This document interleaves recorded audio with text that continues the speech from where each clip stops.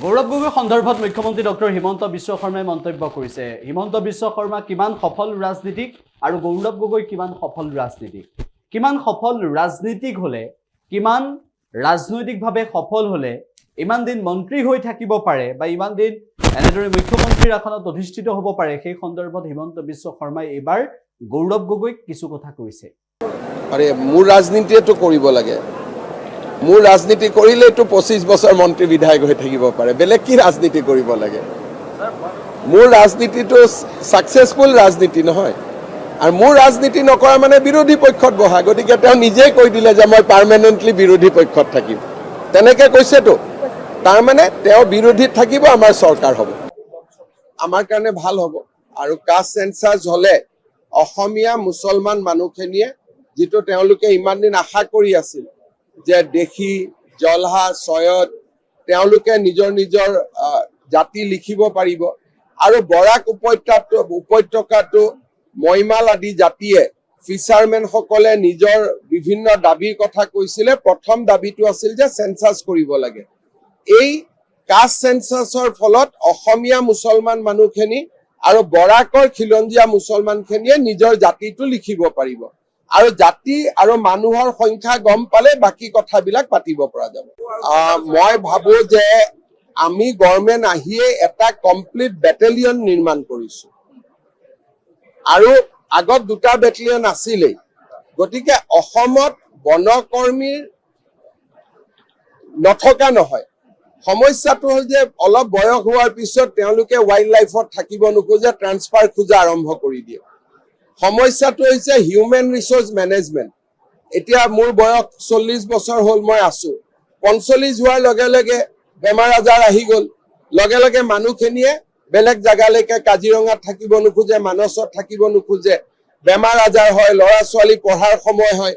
গতিকে তেওঁলোকে আমাক প্ৰেছাৰ কৰা আৰম্ভ কৰে।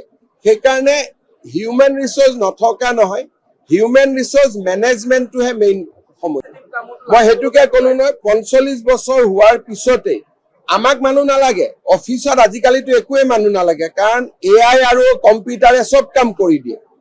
আগতে ট্ৰেন্সফাৰ সদায় তলৰ পৰাই পুট আপ হ'ব লাগিছিল, আজিকালিতো এনেকে কম্পিউটাৰ নাম দুটা মাৰি দিলে ওলাই যায়। সেইকাৰণে আমাক অফিচত মানুহ নালাগে, আমাক ফিল্ডত লাগে।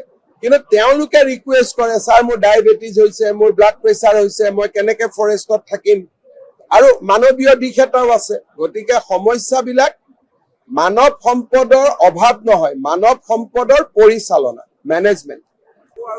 মই ভাবো যে আমি গভৰ্ণমেণ্ট আহিয়ে এটা কমপ্লিট বেটেলিয়ন নিৰ্মাণ কৰিছো, আৰু আগত দুটা বেটেলিয়ন আছিলেই।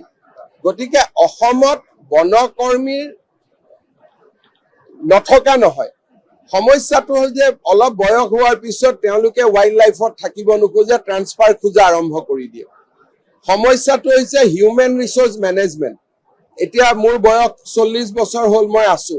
45 হোৱাৰ লগে লগে বেমাৰ আজাৰ আহি গ'ল, লগে লগে মানুহখিনিয়ে বেলেগ জাগালৈকে কাজিৰঙাত থাকিব নোখোজে, মানসত থাকিব নোখোজে, বেমাৰ আজাৰ হয়, ল'ৰা ছোৱালী পঢ়াৰ সময় হয়। গতিকে তেওঁলোকে আমাক প্ৰেছাৰ কৰা আৰম্ভ কৰে।